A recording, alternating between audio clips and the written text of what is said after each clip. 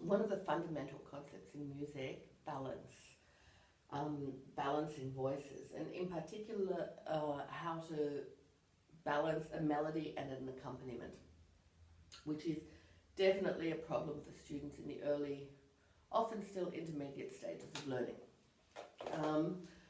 Okay, so first of all, we need to have an idea of how we're going to play each part. In order to do this, I'm just going to be using, to demonstrate this today, I'm just going to be using two different chords.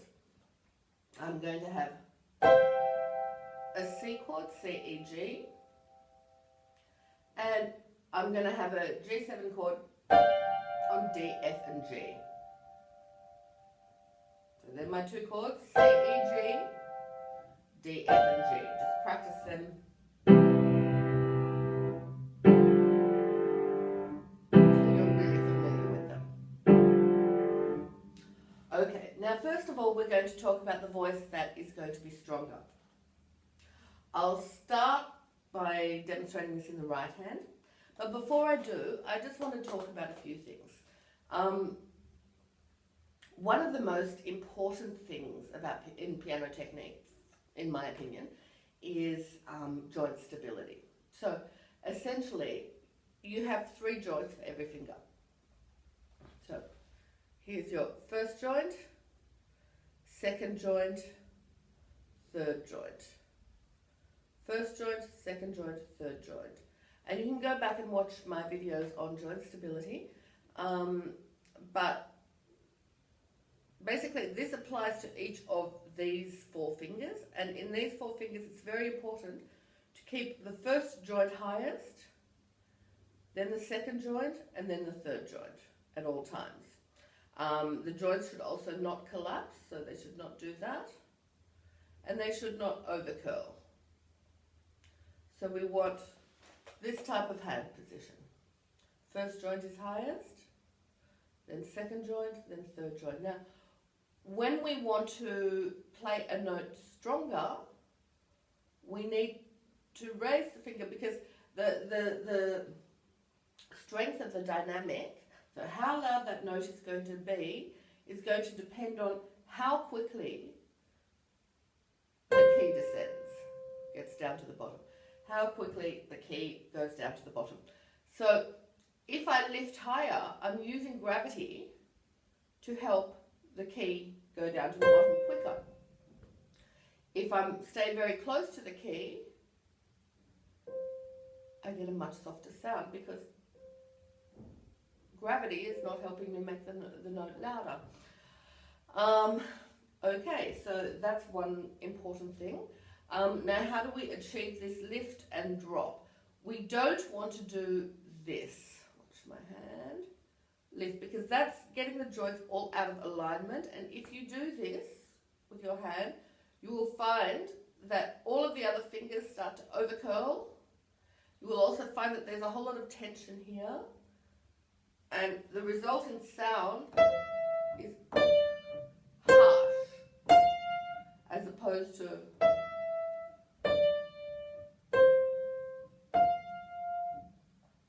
so what we do instead is we use the muscles of the palm to raise the hand almost as a unit, or part of the hand as a unit, and then we drop.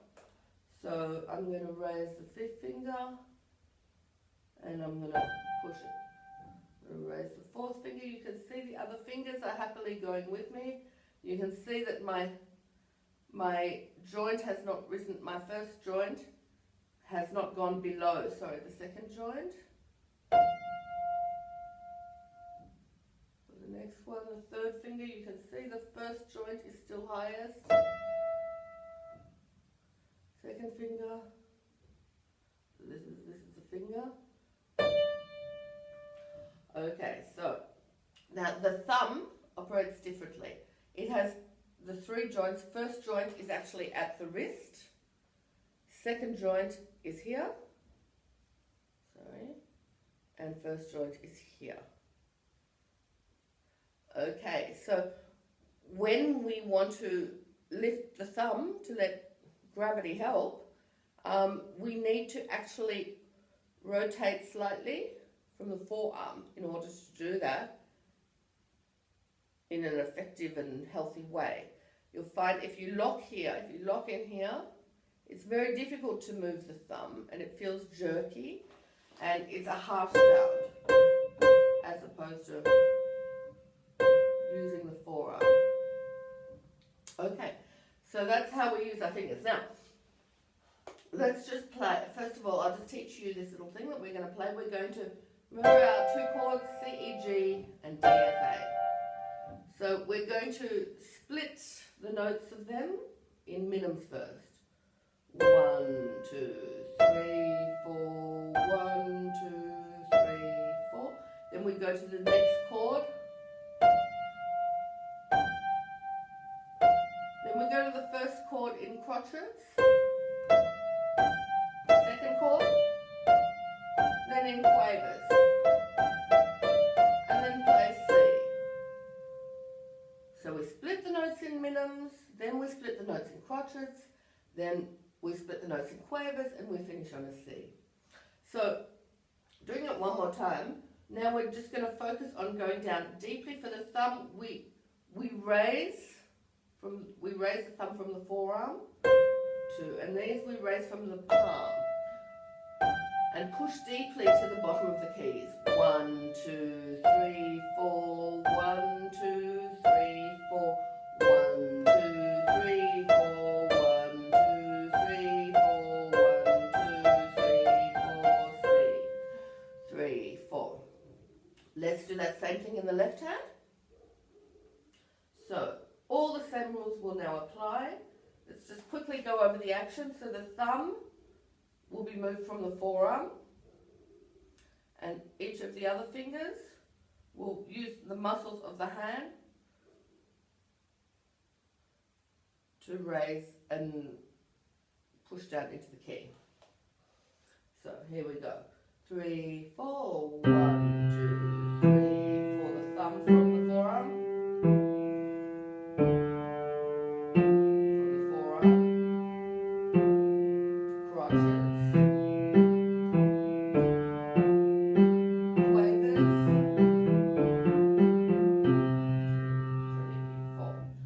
Okay, so now we have got two strong melodies. Now we're going to learn an accompaniment figure. We're going to learn it in each hand first of all. So when we want to play softly for the accompaniment, we'll start this in the left hand. We want to do the opposite of what we did before. So instead of raising and pushing down into the key, we want to stay very close to the keys. Okay, so we're going to learn first of all, without worrying about playing softly, we're going to learn an Alberti bass. I've got my first chord, I split it up, bottom, top, middle, top. This is an Alberti bass. So that's an Alberti bass. Now we do the second chord. Again, we split it up, bottom, top, middle, top, bottom, top, middle, top. So that's my two chords that I have. So what I'm going to do, I'm just going to learn the notes quite loudly first. So we're going to do 4 times the first chord, 4 times the second chord. Then we move on to doing it 2 times, then 1 times each, and 1 more time the first chord to finish and end on C. So we're going to do this.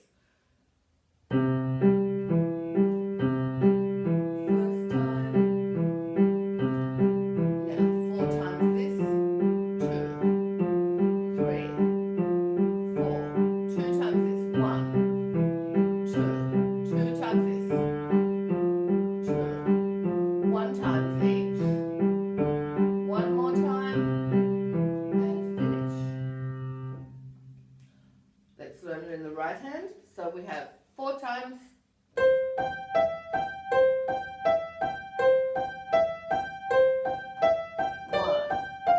2, 3, 4. Twice. 2. 1, 2, 1, 2, 1. Oh, sorry, I was meant to do it. Sorry, the ending was by 1. Oh, that was right, yeah. Sorry. I'm just making this up here. Okay, so now we need to work out how to play them softly. So we're staying very close to the keys, and we're dropping down to the bottom in one single movement without lifting off before we play. So just practice the individual notes.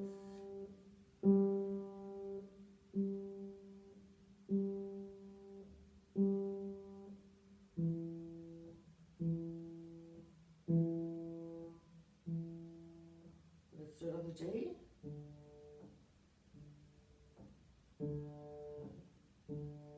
And on the F.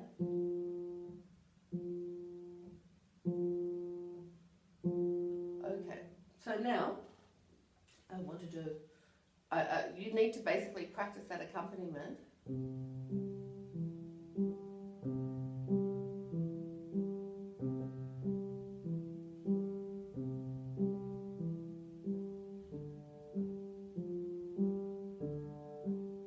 See how little movement is happening in my hand. And so on, you keep practicing that. And then you do the same thing in the right hand. Again, very little movement.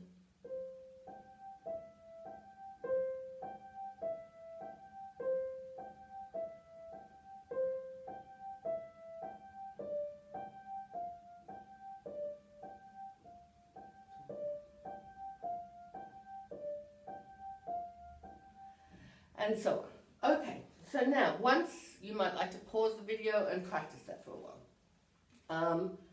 Once you've got that, in putting it together, you have two challenges the way I see it.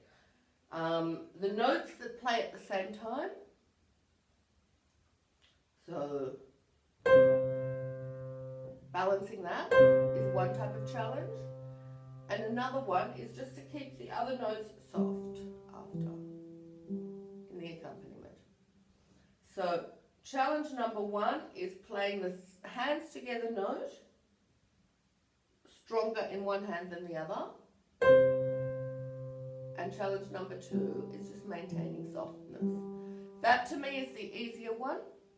So the really hard thing is to work on the notes that go at the same time.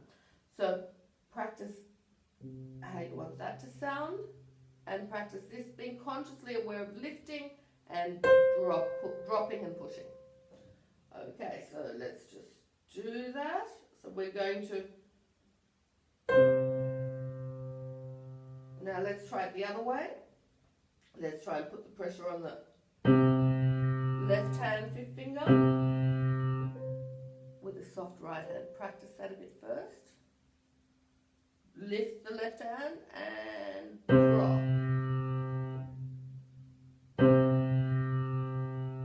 Once you get good at this, you can practice reversing hands. So really consciously, right hand, silence, left hand, right hand, left hand. And I would just go through and I would practice that on all fingers. So now right hand on D. So maybe first practice the left hand soft and the right hand strong. And then together. Now first practice the right hand soft. The left hand strong using the muscles of the palm. Together. And then keep alternating.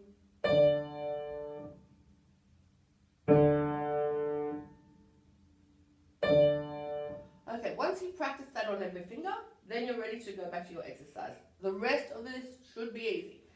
So, basically, we get our first note, right hand stronger, and now we just maintain the softness of the left hand, listening carefully. Next one, we go E, maintain,